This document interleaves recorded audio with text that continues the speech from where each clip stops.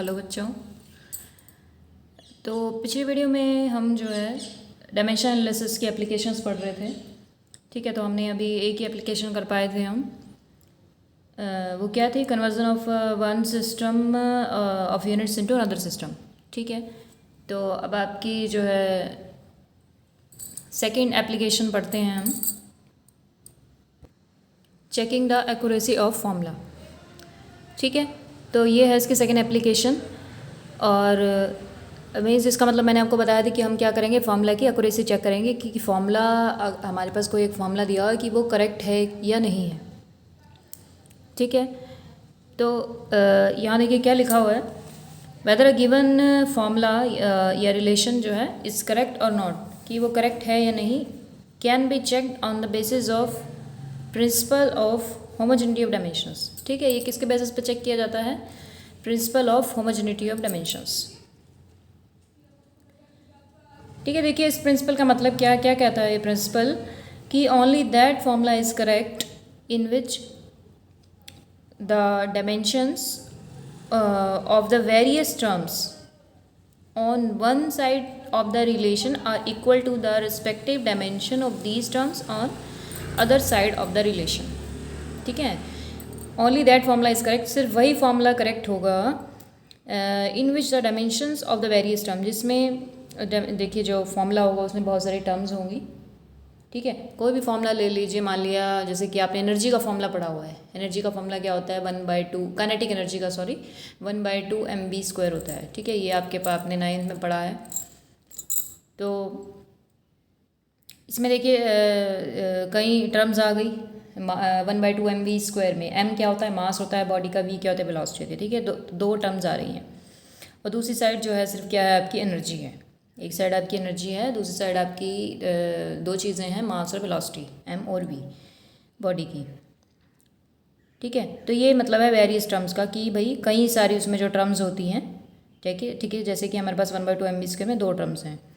तो dimensions of the various terms on one side of the relation are equal to the respective dimension of these terms on either side of the relation. ठीक है, जिसमें जो dimension है उन terms की एक side में रिलेशन के, ठीक है, वो किसके इक्वल होंगी? दूसरी साइड वाली, जो दूसरी साइड जो टर्म्स हैं उनकी डायमेंशन के।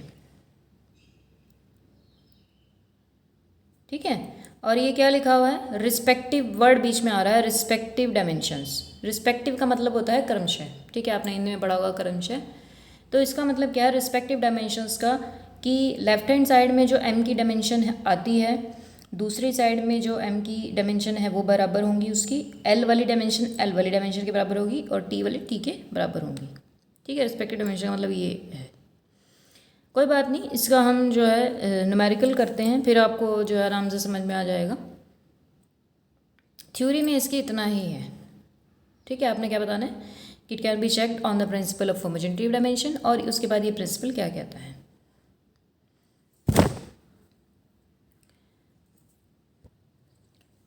तो देखिए मैं ये वाला फॉर्मूला ले रही हूँ, t इज इक्वल टू, क्या है formula? t is equal to 2 pi, उसके बाद जो है आपका ये स्क्वायर रूट है, अंडर रूट, वर्गमूल जिसको हम बोलते हैं हिंदी में, और ऊपर है जो ये क्या है आपका l/g। ठीक है, l/g। तो ये है, तो मैं इस फॉर्मूले को चेक करना चाहती हूँ कि ये करेक्ट है या नहीं है। अच्छा, ये फार्मूला देखिए किस चीज़ का है, ये भी थोड़ा सा आपको पता होना चाहिए। बड़ा ही कॉमन सा फार्मूला है ये। तो इसमें t ये है आपका सिंपल पेंडुलम जो होता है ना, सिंपल पेंडुलम जिसको दोलक बोलते हैं। ठीक है, ये वाला जो होता है आपका। ठीक है, इसमें क्या होता है कि आपकी एक रस्सी होती है, स्ट्रिंग होती है किसी भी मेटल की बनी हुई, और उसके साथ क्या होती है? एक बॉडी अटैच होती है, एक भार जो है अटैच होता है। ठीक है, तो L जो है इस रस्सी की, इस स्ट्रिंग की लंबाई है, और ये क्या होता है? इस तरह से आपका जो है आपका दोलन करता है। ठीक है, यहाँ से ऐसे जाएगा, फिर ऐसे आएगा, फिर ऐसे जाएगा और फिर ऐसे आएगा। ठीक है, दोलक बोलते थे इसको इंग्लिश में, पेंडुलम। तो L क्या है इसकी? पेंडुलम की इस ढोलक की लेंथ होती थी उसकी जो है ये जिससे हमने टांग रखा है ये। और इसमें देखिए 2 पाई तो कांस्टेंट वैल्यू हो गई। टी क्या है इसमें? Time period of simple pendulum. ठीक है, टाइम पीरियड को हिंदी में आप लिख लीजिए आवर्तकाल। और इसका मीनिंग क्या होता है टाइम पीरियड का? ये सब कुछ 9th में आता है कि एक दोलन पूरा करने में जितना टाइम लगता है। ठीक है, एक दोलन मतलब कि ये जो है आपका ये जो भार है, ये जो है आपका भार जो हमने अटैच किया हुआ है, ये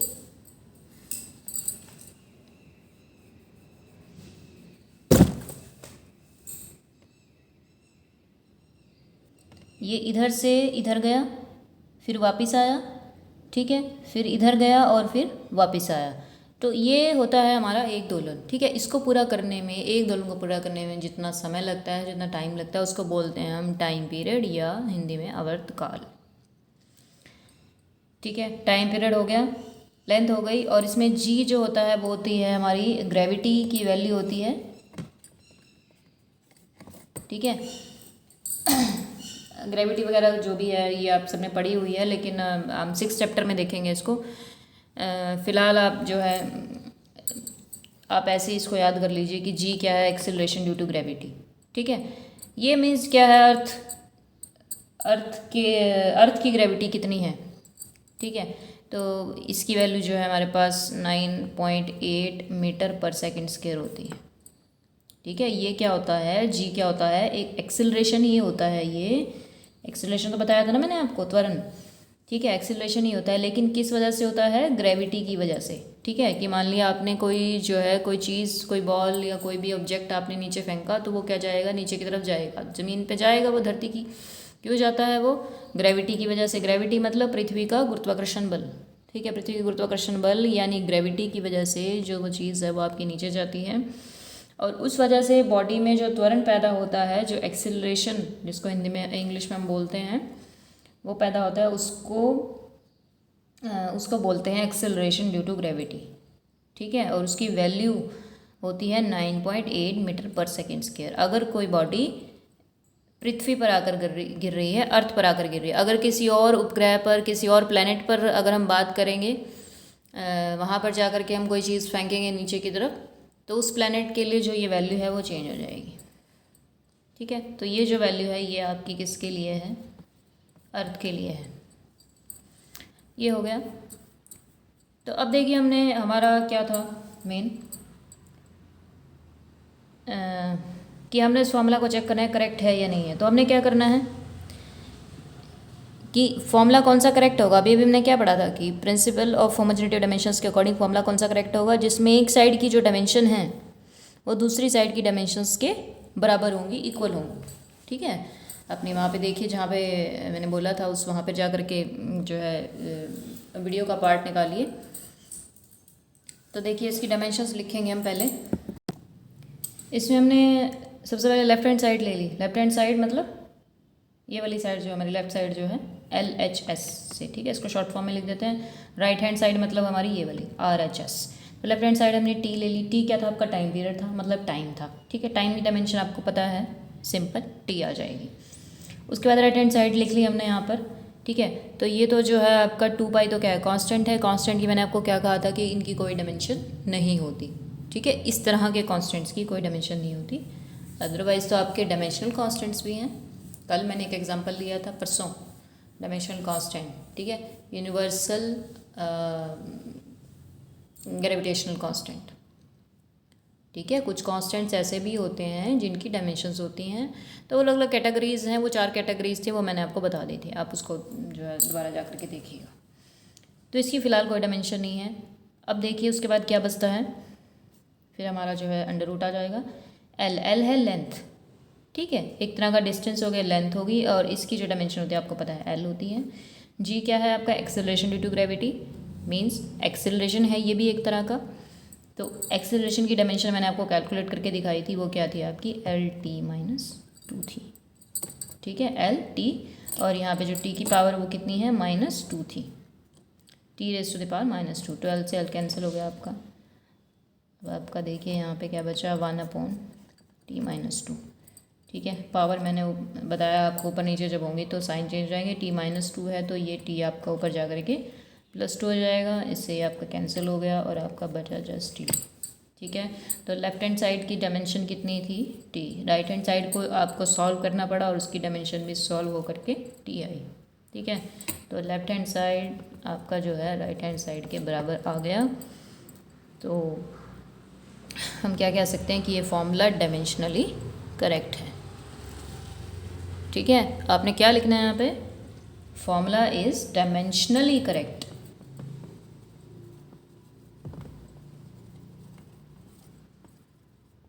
ठीक है, ये वर्ड आपने डायमेंशनली साथ में ज़रूर ऐड करना है, इसका कुछ मीनिंग है। देखिए कई फॉर्मूलेज ऐसे होते हैं जो डायमेंशनली करेक्ट निकल आते हैं, लेकिन हो सकता है वो, अब देखिए हो सकता है वो करेक्ट ना भी हो। ठीक है, अब मान लीजिए जैसे ये फॉर्मूला है, इस फॉर्मूले में जो इसका एक्चुअल है मुझे पता है कि यहाँ पे 2π ही होता है। ठीक है, लेकिन अगर यहाँ पे 2π की जगह मैं कुछ और लगा देती, सपोज़ यहाँ पे मैं 6 लगा देती हूँ, ओनली 6। ठीक है, फिर मैं इसको सॉल्व करूँगी, ऐसे चलेगा ये, क्योंकि 6 हो या 2π हो उसकी डायमेंशन तो बीच में आ ही नहीं रही है, वो तो इंटरफेयर कर ही नहीं रही है। 6 लगाया तब भी राइट हैंड साइड और लेफ्ट हैंड साइड इक्वल आई, 2π लगाया तब भी इतनी आई, कुछ और लगाओगे तब भी इतनी आएगी। ठीक है, लेकिन ये फॉर्मूला 6 लगा करके गलत हो जाता है, 6 नहीं आता इस फॉर्मूले में, 2π ही आता है, मुझे पता है। तो इसलिए हमने क्या लिखना है कि हम जो इस फॉर्मूले को चेक करते हैं वो सिर्फ डायमेंशनली चेक कर सकते हैं, पूरी तरह से इसको हम चेक नहीं कर सकते। तो इसलिए हमने यहाँ पे डायमेंशनली वर्ड करेक्ट लिखना है। ठीक है, सिर्फ खाली करेक्ट मत लिखना। देखिए एक और न्यूमेरिकल सॉल्व करते हैं इसी एप्लीकेशन पे बेस्ड। ये क्वेश्चन लिया मैंने, v² - u² = 2as। ठीक है, इसमें ये रिलेशन भी आपके पास 9th में आ चुका है। ये 3 गति के समीकरण होते हैं। ठीक है, गति वाले लेसन में आता है, गति के 3 समीकरण होते हैं, वहाँ आता है। कोई बात नहीं, नहीं पढ़ा तो अब पढ़ेंगे हम, 2nd यूनिट में आएगा हमारे पास।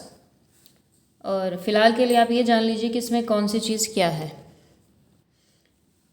ठीक है, इसमें जो v है ये v फाइनल वेलोसिटी है, u आपकी इनिशियल वेलोसिटी है, वेलोसिटी मतलब चाल, वेग। ठीक है, v आपकी है फाइनल वेलोसिटी। ठीक है, और u है आपकी इनिशियल वेलोसिटी, और a है आपका एक्सेलरेशन, और s है आपका डिस्टेंस।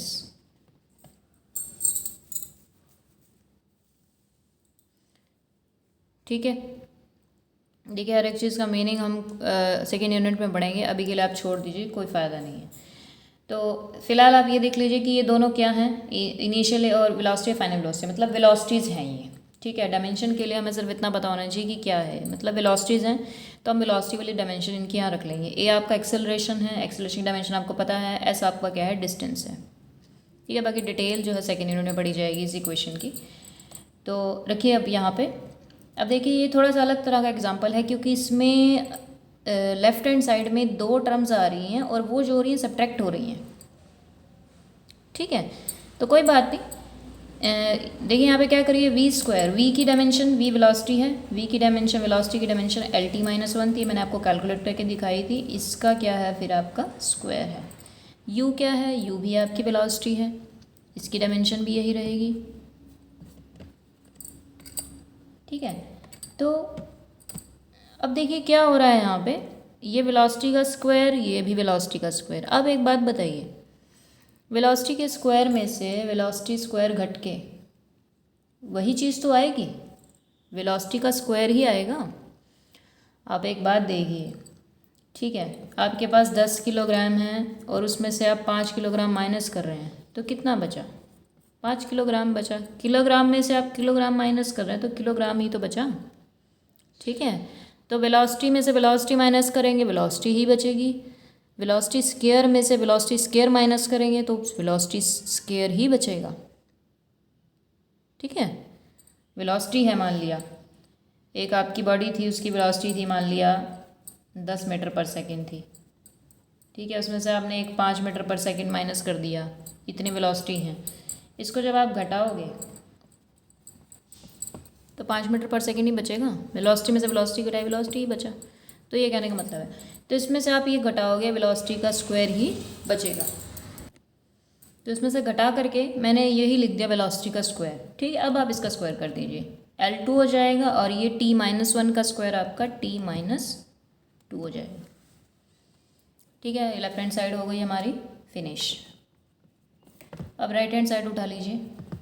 राइट हैंड साइड है आपकी 2as, 2 की आपकी कोई डायमेंशन नहीं है, डायमेंशन लेस कांस्टेंट ही है। एक्सेलरेशन की डायमेंशन मैंने आपको बताई थी LT-2 होती है। उसके बाद है डिस्टेंस, मल्टीप्लाई है, फिर डिस्टेंस है, ठीक है। सब कुछ जो है ये तीनों चीज़ें आपस में मल्टीप्लिकेशन में है। ऐसा आपका डिस्टेंस है, डिस्टेंस की जो डायमेंशन है वो L हो गई, तो ये हो गया आपका L2, ये L1 2 हो गई पावर्स, स्क्वायर हो गया और ये इतना रह गया, ठीक है। तो देखिए लेफ्ट हैंड साइड भी यही है और राइट हैंड साइड इक्वल आ गई, ठीक है। So formula is dimensionally correct, ठीक है।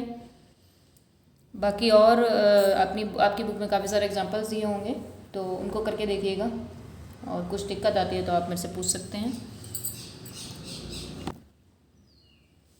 देखिए थर्ड एप्लीकेशन करनी है अब हमने, डेरिवेशन ऑफ फॉर्मूला, ठीक है। इसमें कोई खास थ्योरी नहीं है, कुछ नहीं है इसमें, जो है न्यूमेरिकल बेस्ड ही है ये भी, just like your second application, numerical ही आएगा इससे, जो अगर आएगा तो डेरिवेशन ऑफ फॉर्मूला मीन्स हमने फॉर्मूला डिराइव करना है, अब हमें फॉर्मूला बनाना है। पिछली बार हमने क्या देखा था कि हमें एक फॉर्मूला दिया हुआ है और हमने चेक करना है वो जस्ट कि वो गलत है या सही है। इस बार हमने फॉर्मूला बनाना है, डिराइव करना है, डेरिवेशन करना है, ठीक है। डेरिवेशन का मतलब ये होता है। तो देखिए इसका एक एग्जाम्पल लिया मैंने, derive an expression for time period, ठीक है, capital T of a simple pendulum,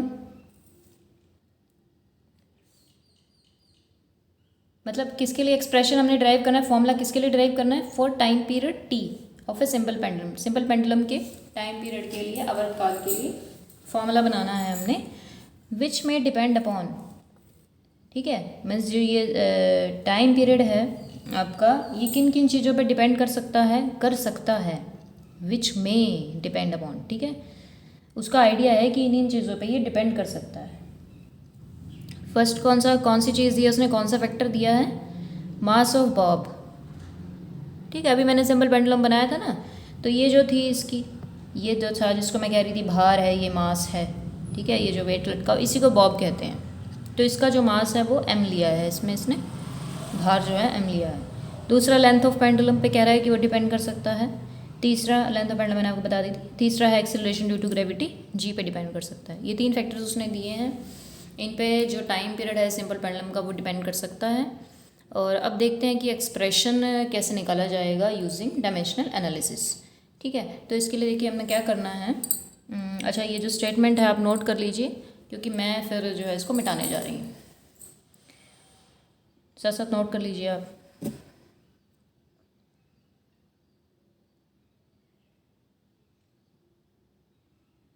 कर लिया नोट, ठीक है। मैं अभी मिटा देती हूँ इसको, 1-2 लाइन और लिख लूँ मैं। तो अब देखिए क्या करना है हमने इसमें, कि जो टाइम पीरियड है उसको ऐसे लिख लो आप कि वो किन किन पे डिपेंड कर रहा है, मास पे, लेंथ पे और जी पे, ठीक है। ये अभी बताऊंगी ये क्या है, वैसे 10वीं में बताया था मैंने, लेकिन तुम लोग सुनते नहीं हो। तो मान लिया मास की पावर a थी, लेंथ की पावर b थी, g की पावर ग्रेविटी की पावर c थी, ठीक है। पावर्स भी तो हो सकती है ना। अब जैसे काइनेटिक एनर्जी का फॉर्मूला है गतिज ऊर्जा का, वो 1/2 mv² होता है, ठीक है। तो मास की तो सिंगल पावर पे ये डिपेंड कर रही है काइनेटिक एनर्जी, वेलोसिटी के तो स्केयर पे 2 पावर पे डिपेंड कर रही है ना वो, ठीक है। तो यहाँ पे हमने वही पावर्स लगाई हैं a b c। अब हम क्या करेंगे, इनकी वैल्यूज़ निकाल देंगे, हमें नहीं पता ना कितनी है ये, तो हमने a b c लगा दिया यहाँ पे, ठीक है। वो देख लेंगे कितनी भी आएंगी, जो भी आएंगी वो यहाँ पे लास्ट में रख देंगे और फॉर्मूला बन जाएगा। देखिए फिज़िक्स में जो ये जो है आपका, इसको, इस निशान को हम बोलते हैं प्रोपोर्शनैलिटी कांस्टेंट। प्रोपोर्शनैलिटी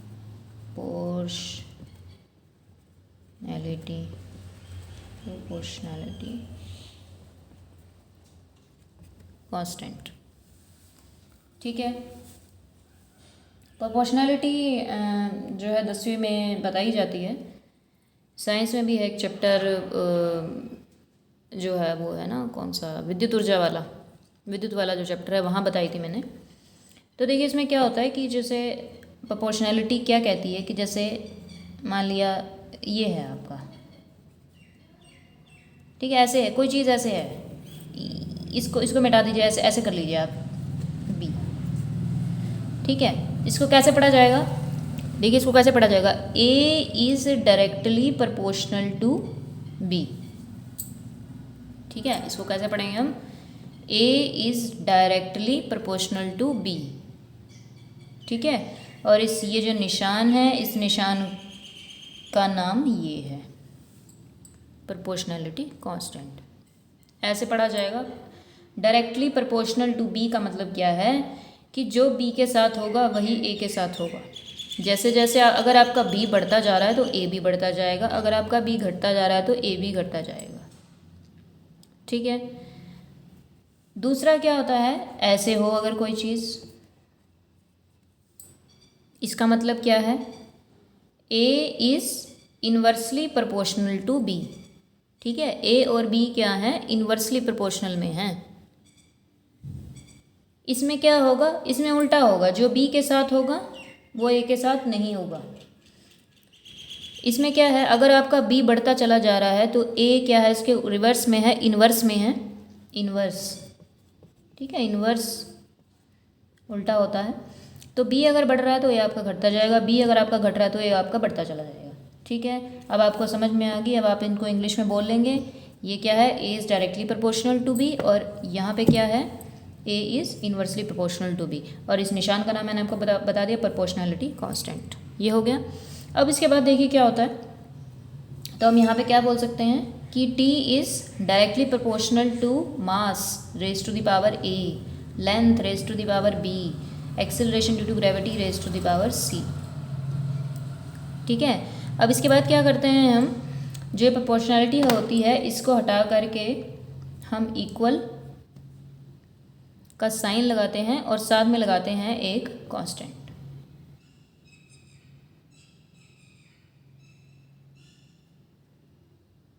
एक सेकेंड, यहाँ पे देखिए एक मिस्टेक हो गई यहाँ पे, ये जो साइन है प्रोपोर्शनैलिटी का है, ठीक है, प्रोपोर्शनैलिटी साइन है ये, प्रोपोर्शनैलिटी कांस्टेंट नहीं, प्रोपोर्शनैलिटी साइन। और ये जो है, जब हमने इस प्रोपोर्शनैलिटी साइन को हटा करके बराबर लगाया और फिर हमने एक ही के लगाया, ये होता है आपका प्रोपोर्शनैलिटी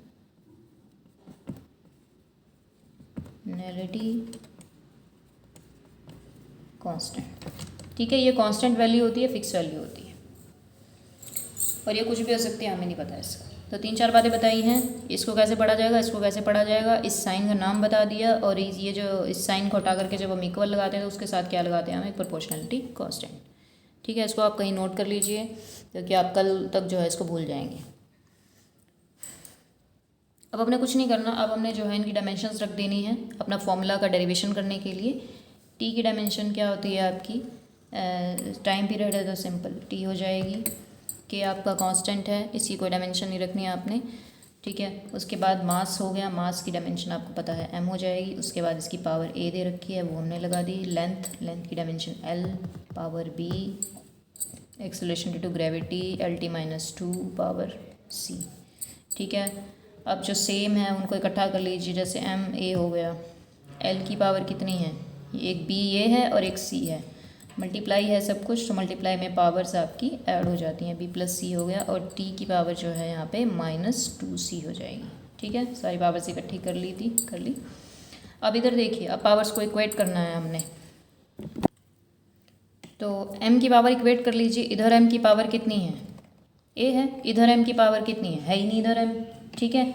अगर आपने m की टर्म्स में लिखना है तो आप कैसे लिखते हो, मैंने आपको पहले बताया हुआ है, m की पावर 0, किसी चीज़ की पावर 0 1 होती है तो इसको हम 1 को लिख सकते हैं यहाँ पे, l की पावर भी 0 है यहाँ पे, t की पावर कितनी है 1 है, तो इधर a हो गई और इधर 0 हो गई, ठीक है। तो यहाँ से हमारे पास क्या आ गया, a तो हमारा 0 आ गया। हमने यही करना है ना, इन ए बी सी की वैल्यू निकालनी है, ए बी सी की वैल्यू निकाल देंगे, यहाँ रख देंगे, फॉर्मूला बन जाएगा।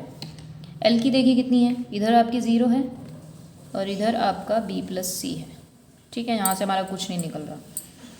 t से देखिए, t की पावर इधर 1 है और इधर -2c है, तो c आपका कितना आ गया यहाँ पे -1/2, ठीक है। a आ गया, c आ गया, अब क्या रह गया, b रह गया, तो इस c को आप यहाँ रख दीजिए, तो आपका जो b हो जाएगा वो 1/2 हो जाएगा, ठीक है। अब आपने क्या करना है, सिंपली यहाँ पुटअप कर दीजिए, यहाँ पे t is equal to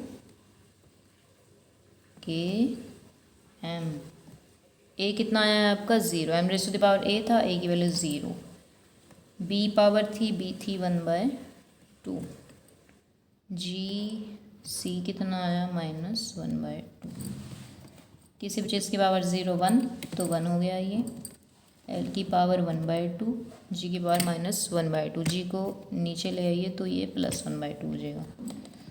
1/2 power का मतलब क्या होता है, अंडर रूट,